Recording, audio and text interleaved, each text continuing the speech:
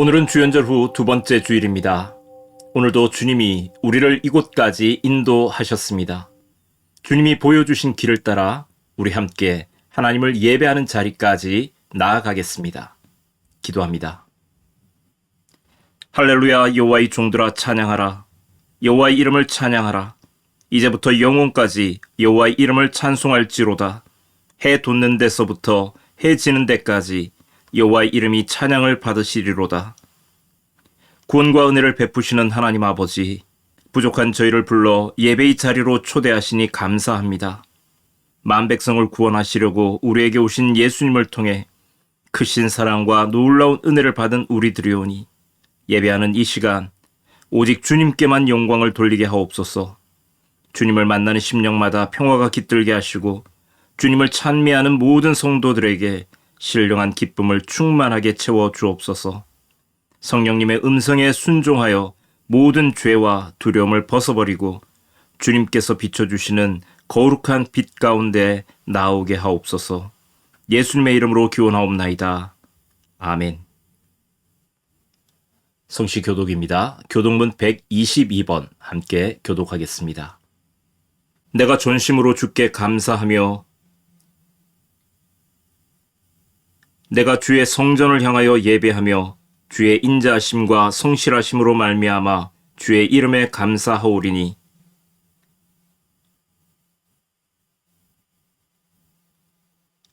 여호와여, 세상의 모든 왕들이 주께 감사할 것은 그들이 주의 입의 말씀을 들음이오며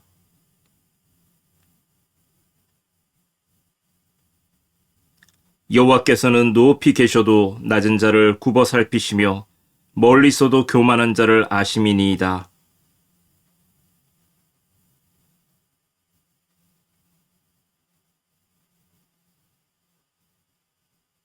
아멘.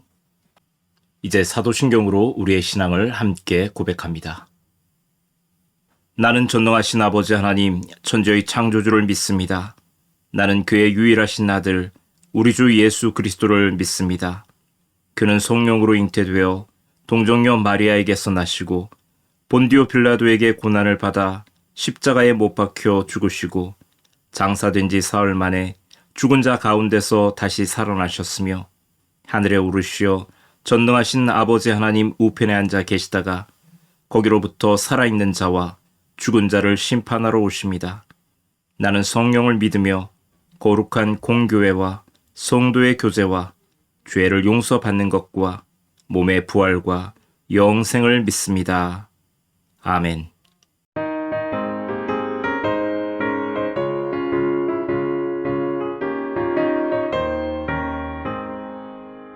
내가 매일 기쁘게 순례의 길에 남은 주의 팔에 나를 안보하며 내가 주의 큰 복을 받는 참된 비결은 주의 영이 함께함이라. 성령이 길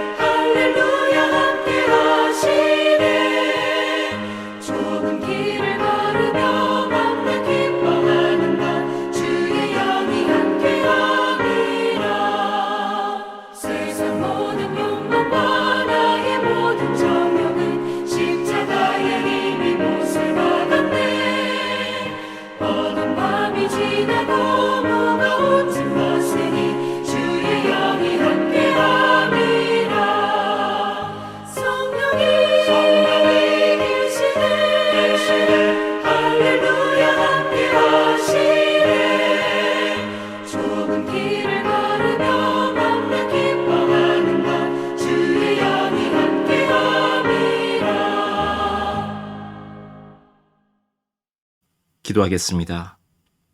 거룩하신 하나님 아버지, 평안과 안식을 주시기 위해 특별히 구별하신 주일 아침, 저희를 일깨워 주시고 예배의 자리에 참여하게 인도하여 주신 주님의 크신 은혜에 감사를 드립니다.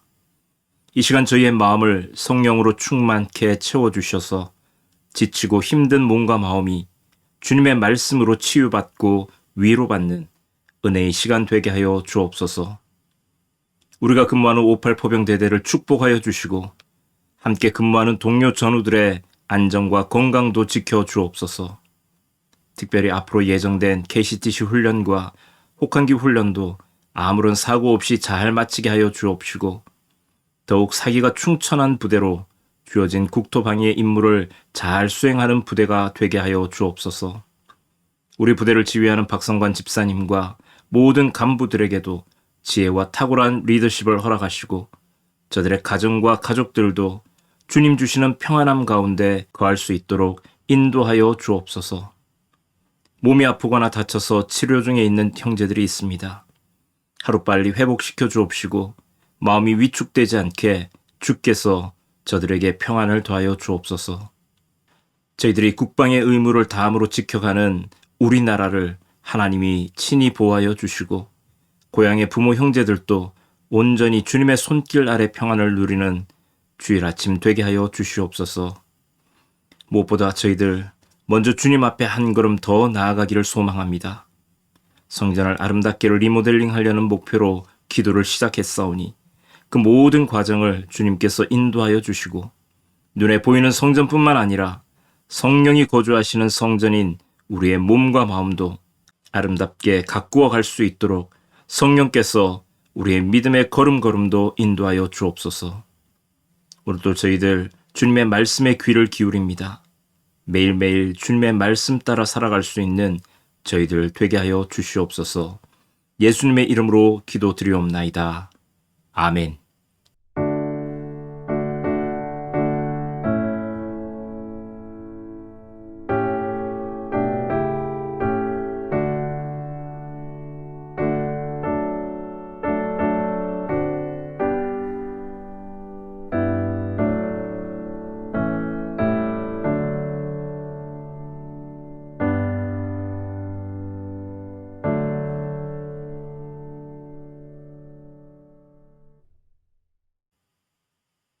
오늘 우리에게 들려주시는 하나님의 말씀은 요한복음 1장 29절부터 42절까지 말씀입니다.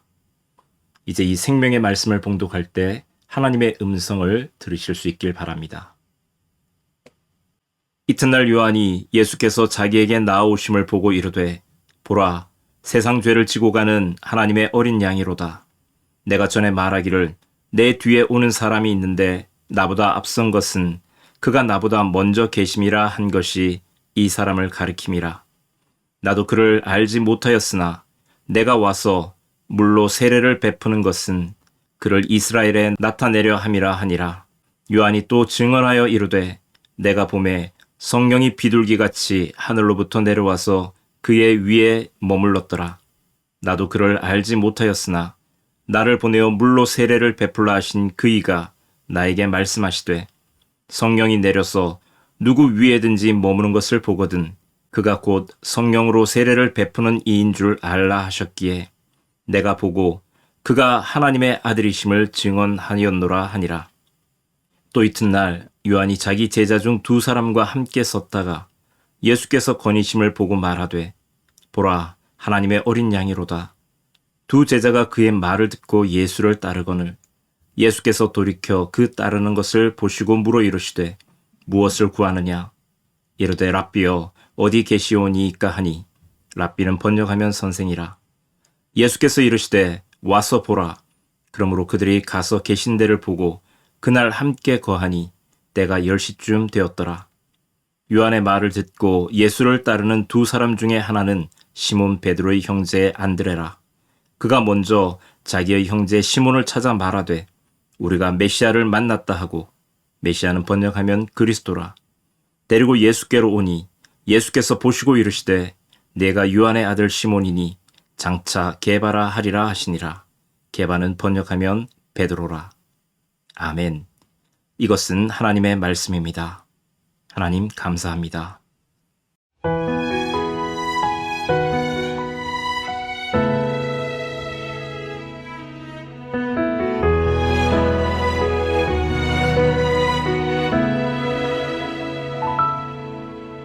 사람이 마음으로 자기의 길을 계획할지라도 그 걸음을 인도하시는 이는 여호와시니라.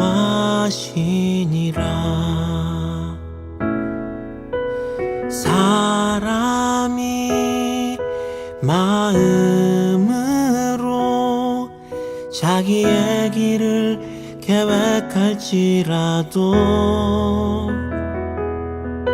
그 걸음을 인도하시는 이는 여호와시니라. 나의 가는 길 오직 그가 아시나니 그가 나를 단련하신 후에 내가 정금같이 되어 나오리라. 정금같이 나오리라.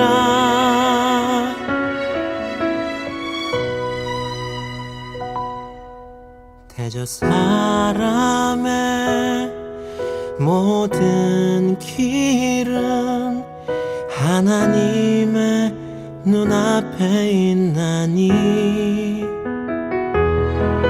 그가 그 사람의 모든 길을 평탄하게 하시느니라.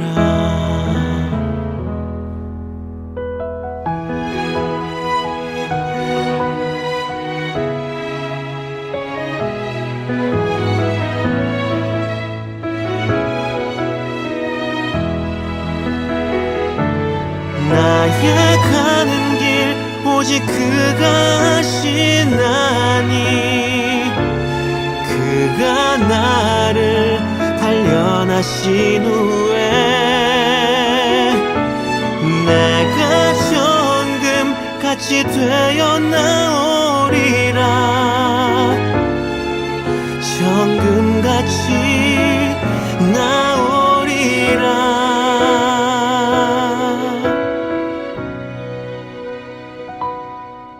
대저 사람의 모든 길은 하나님의 눈앞에 있나니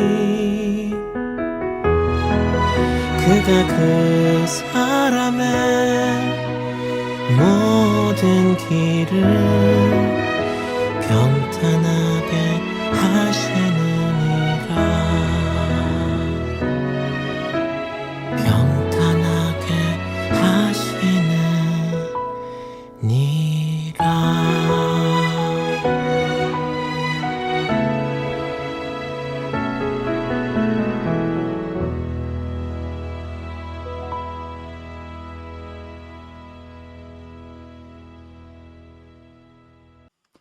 오늘 또 예배의 자리로 나온 여러분 모두에게 주님의 은총이 함께 하시길 빕니다. 여러분, 이 자리까지 잘 오셨습니다. 그런데 우리는 왜 매주일마다 교회로 나와서 하나님 앞에 예배를 드리는 것일까요? 하나님은 어디에나 계시고 언제 어디서든지 내가 성경 읽고 찬송하며 얼마든지 혼자서 예배 드릴 수도 있는데 말입니다. 굳이 시간을 정하고 장소를 특정해서 하나님께 나아가는 이유가 무엇인지 궁금하지 않으십니까? 여기에는 기본적인 전제가 깔려 있습니다. 그 전제에 의하면 우리 인간은 모두 길을 잃은 사람들입니다. 본향을 잃어버리고 원래의 자리를 잃어버린 채 방황하는 사람들이란 말씀입니다. 길을 잃었기 때문에 스스로의 힘으로는 길을 찾을 수 없습니다. 아무리 열심히 걸어도 오래 걷는다 해도 같은 자리만 맴돌 뿐입니다. 이런 현상을 윤형 방황이라고 부릅니다. 자기는 똑바로 앞을 향해 가고 있다고 생각하지만 실은 일정 범위를 벗어나지 못한 채 같은 자리를 맴돌기 때문입니다. 눈을 가리거나 사막이나 깊은 숲처럼 주위를 제대로 식별할 수 없을 때 이런 현상이 더욱더 두드러지게 드러납니다. 이 자리에 함께 있는 우리 모두를 포함해서 이 세상 사람들은 저마다 자신의 자리에서 아주 치열하게 또 부지런히 삶의 걸음을 옮기며 살아가는 사람들입니다. 문제는 그 걸음걸음이 정말 우리 삶의 목적을 향해 제대로 이어지고 있는가? 아니, 애초에 우리 삶의 목적이 어디 있는가라고 하는 근본적인 질문을 던지며 살아가는 것에 달려 있습니다. 자칫하면 그 모든 애씀이 다 헛것이 될 수 있기 때문이죠. 하지만 그렇다고 가만히 제자리에 멈춰 서 있을 수도 없습니다. 가만히 제자리에 서 있는다고 해서 저절로 길이 드러나는 법은 없기 때문이지요. 길은 걷기 시작하는 사람들의 것입니다. 그렇다면 기나긴 방황을 멈추고 제대로 된 길을 찾기 위해서 지금 우리들에게 필요한 것은 무엇일까요? 이스라엘 사람들은 길을 잃어버렸습니다. 그들이 광야에 있을 때 그들의 목적지는 분명했습니다. 약속의 땅 가나안을 향해 가야 한다는 아주 분명한 목적지가 있었습니다. 하지만 서너 달이면 통과할 수 있는 그 광야를 그들은 무려 40년 동안 헤매고 다녔습니다. 길을 잃어버렸기 때문일까요? 그렇지 않습니다. 오히려 이스라엘의 전체 역사에 있어서 그 40년 동안이야말로 가장 똑바르게 길을 걷는 시간이었습니다. 하나님이 구름 기둥과 불 기둥으로 그들을 인도하셨기 때문입니다. 여기서 우리는 목적지에 이르는 최단거리가 또는 최소시간 경로가 중요한 것이 아니라는 사실을 다시 한번 깨닫게 됩니다. 무엇에 의해 어디로 인도함을 받고 있느냐가 더 중요합니다. 이스라엘 백성들에게 하나님의 뜻을 알려주는 선지자, 하나님의 임재를 드러내는 구름 기둥과 불 기둥이 그들의 길을 안내하는 표지판의 역할을 했습니다. 하지만 막상 가나안 땅에 들어온 이후 그들은 점점 더 길 밖으로 벗어나는 행로를 택하게 됩니다. 이런 현상을 잘 드러내어주는 모습이 사사기에 나타나고 있습니다. 사사기에 반복적으로 등장하는 표현이 있죠. 사람이 각기 자기의 소견에 옳은 대로 행하였더라 라는 말입니다. 각자가 자기 스스로의 기준이 되었습니다. 각자의 바라는 바가 진리가 되었습니다.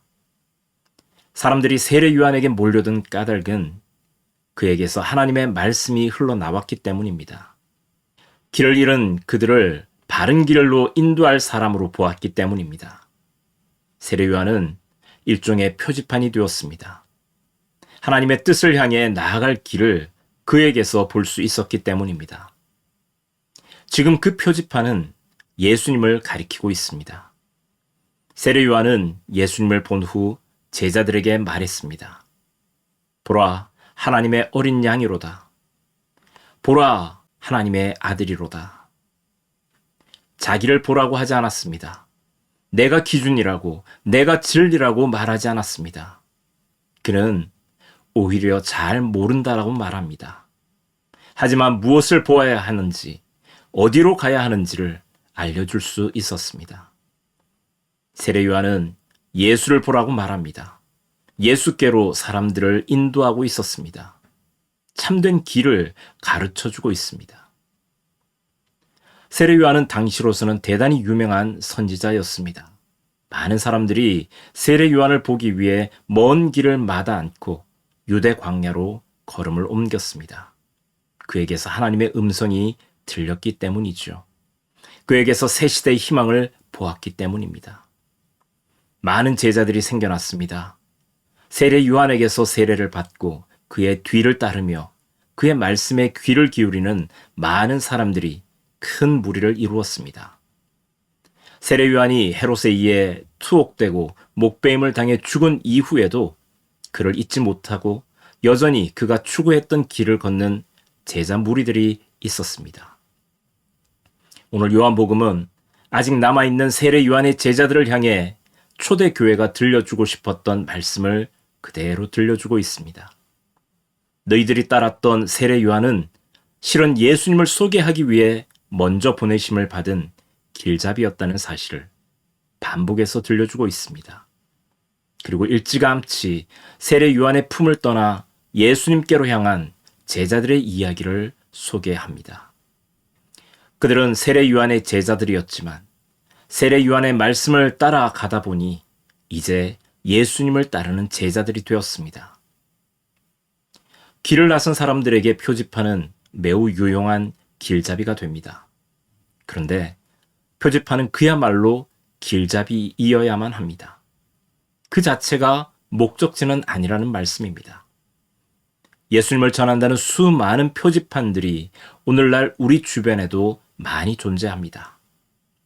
유명한 목사님이나 대형 교회, 심지어 하늘의 계시를 직접 받았다는 분들도 있습니다. 그들의 말씀에, 그들의 능력에 사람들은 환호하고 의지합니다. 하지만 중요한 것은 겉으로 드러난 표지판 그 자체가 아닙니다. 그 표지판이 가리키는 최종 목적지, 그 방향이 더 중요합니다.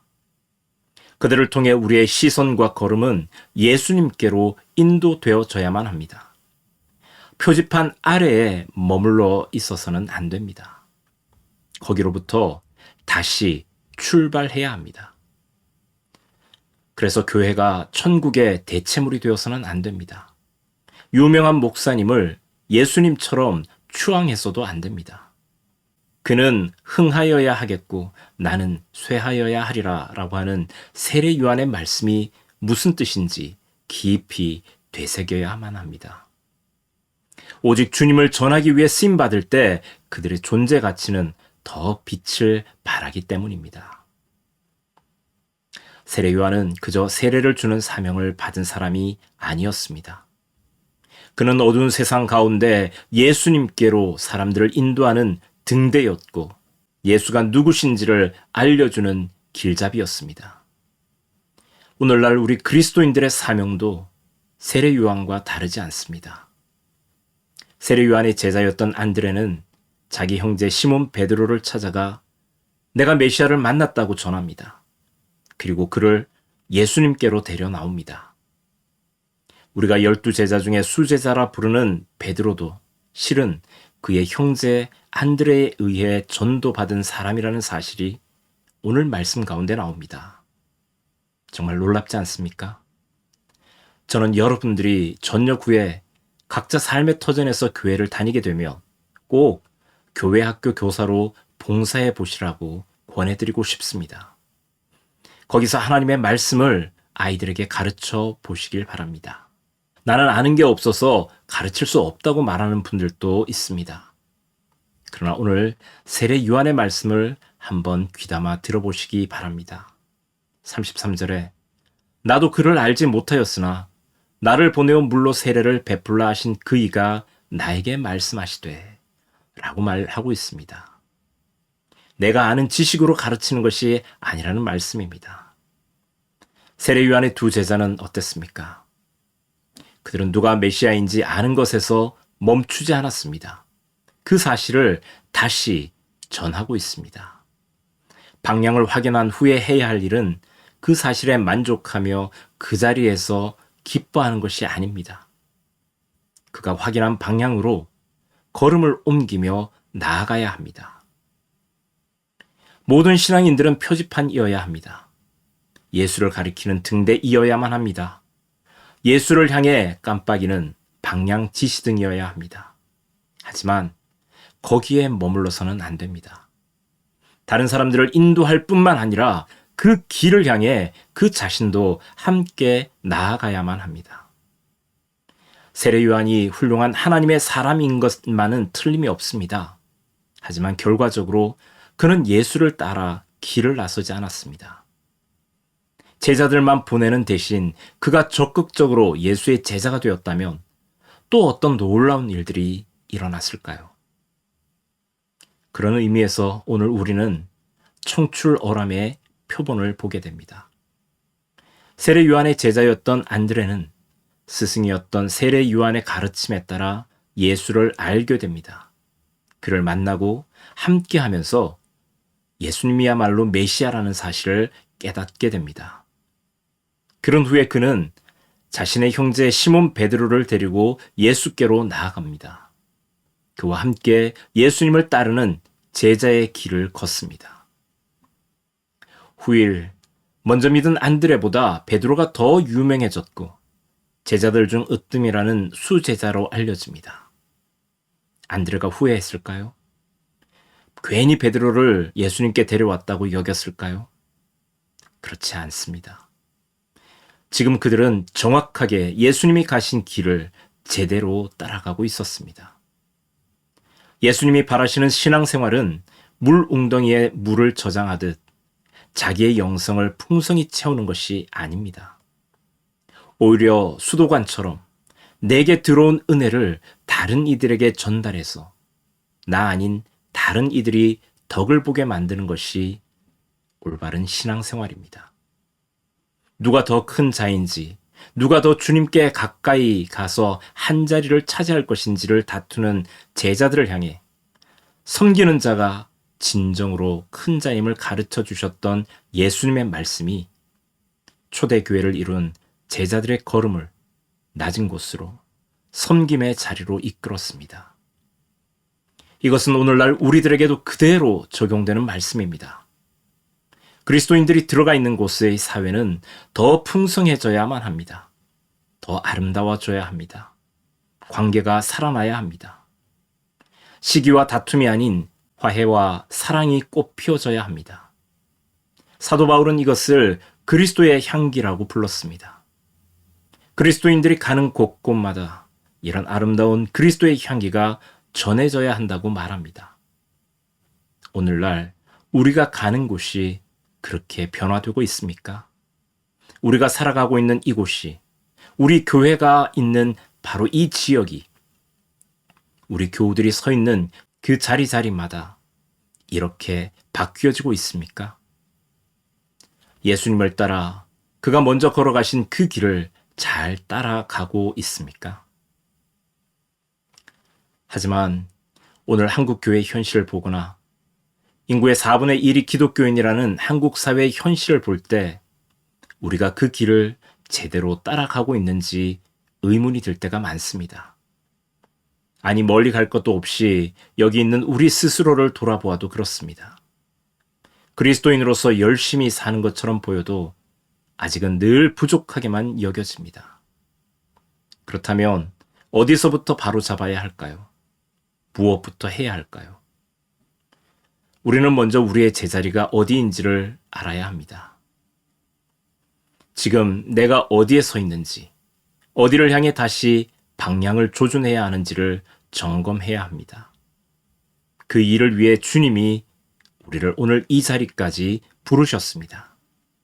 말씀을 통해 우리에게 새롭게 다시 길을 찾아 떠날 수 있도록 방향과 용기를 가르쳐 주시고 불어넣어 주십니다. 우리가 매주일 예배의 자리로 나오는 이유 중에 하나는 주님의 말씀으로 우리를 돌아보며 다시 나아갈 길을 찾기 위해서입니다. 주님은 우리에게 그 길을 보여주십니다. 말씀을 통해, 함께 말씀을 듣는 믿음의 동료들을 통해 우리가 나아가야 할 방향, 그 표지판을 보여주십니다. 이제 우리는 다시 한번 출발해야 합니다. 주님을 향해, 우리가 가야 할 본향을 향해 길을 나서야 합니다. 그 길에 어려움이 없을까요? 아무런 흔들림 없이 주만 바라보고 그 길을 달려갈 수 있을까요? 아닙니다. 주님이 우리가 가야 할 길을 보여주시지만 그럼에도 불구하고 우리는 여전히 흔들릴 겁니다. 끊임없이 선택의 기로에 서게 될 것입니다. 그 길 앞에서 망설이며 어느 길로 가야 옳은지 다시 되물을 것입니다. 이런 일이 잘못된 것이 아닙니다. 이상한 것도 아닙니다. 원래 나침판의 바늘은 흔들리기 마련이죠. 끊임없이 떨며 방향을 찾으려 애쓰기 마련입니다. 그렇지 않고 한자리에 고정되어 움직이지 않는 바늘을 가진 나침판은 고장난 나침판에 불과합니다. 하나님 앞에서, 그의 말씀 앞에서 끊임없이 떨며 진리를 향해 길을 찾는 저와 여러분들이 되길 소망합니다. 주가 보이신 그 생명의 길로 우리 함께 나아가십시다. 길은 보는 자가 아니라, 아는 자가 아니라 그 길을 걷는 자의 것입니다. 주님을 향하여 끊임없이 그를 찾아 움직이는 떨리는 바늘이 되어 이 시대를, 우리가 사는 이 세상을 주님께로 인도하는 길잡이로 살아가십시다. 이것이 오늘 저와 여러분들에게 주어진 사명입니다. 기도하겠습니다. 하나님 아버지, 오늘 또 저희들에게 올바른 길을 가르쳐 주시고 그 길을 걷게 하시니 감사합니다.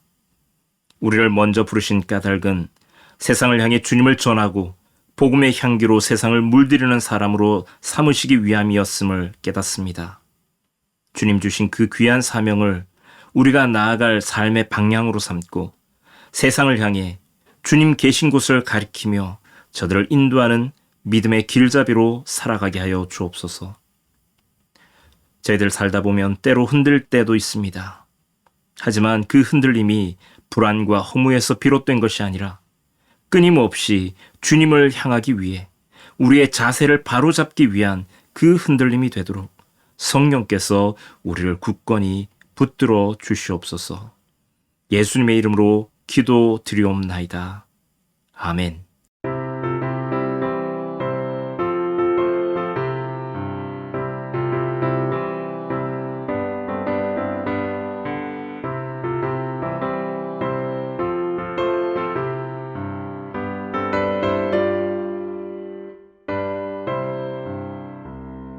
듣는 사람마다 복음 전하여 복스러운 소식 두루 퍼지세. 모든 사람에게 전할 소식은 어느 누구나 오라. 어느 누구나 주께 나오라. 어서 와서 주의 말씀 들으라. 하늘아버지가 오라 하시니 어느 누구나 오라. 어느 사람들은 지체 말고서 문 열었을 때에 들어오시오. 생명길은 오직 구주 예수니 어느 누구나 오라. 어느 누구나 주께 나오라. 어서 와서 주의 말씀 들으라. 하늘아버지가 오라 하시니 어느 누구나 오라.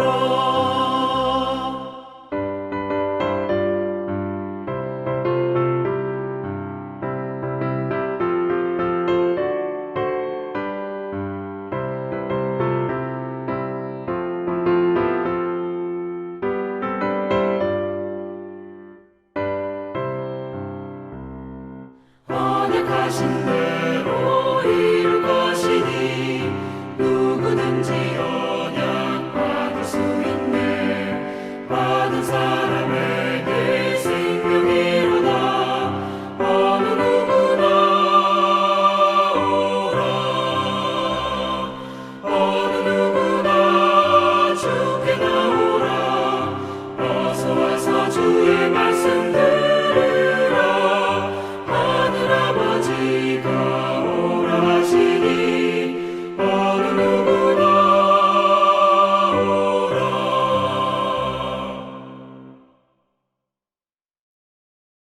교회 소식입니다. 주연절 후 둘째 주일 아침 주님 앞에 나온 모든 분들께 주님의 평강이 함께 하시길 빕니다. 다음 주일은 설 명절 가운데 맞이하게 됩니다. 예배는 평상시와 다름없이 똑같이 진행됩니다. 많은 참석 부탁드립니다. 오늘도 현장 예배 오지 못하시고 영상으로 예배를 드리신 베델교회 지체들은 댓글로 출석을 표해 주시면 고맙겠습니다. 그럼 한 주간도 여러분들 건강하게 지내시다가 다음 주일 다시 주 안에서 만나 뵙게 되길 소망합니다.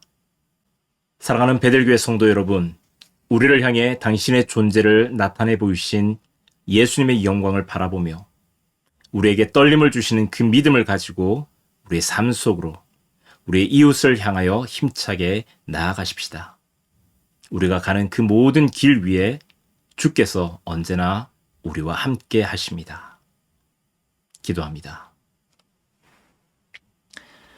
지금은 우리 주 예수 그리스도의 은혜와 하나님의 한없는 사랑과 성령님의 함께 하시며 보호하심이 주의 영광을 바라보며 믿음을 가지고 예배당을 나서는 주님의 강한 용사들의 머리 위에와 이번 한 주간의 우리와 우리 58 포병대대 모든 일정 위에 또한 이 시간도 우리를 위해 기도하고 있을 사랑하는 가족들 머리 위에 이제로부터 영원까지 항상 함께 하옵시길 간절히 축원하옵나이다. 아멘.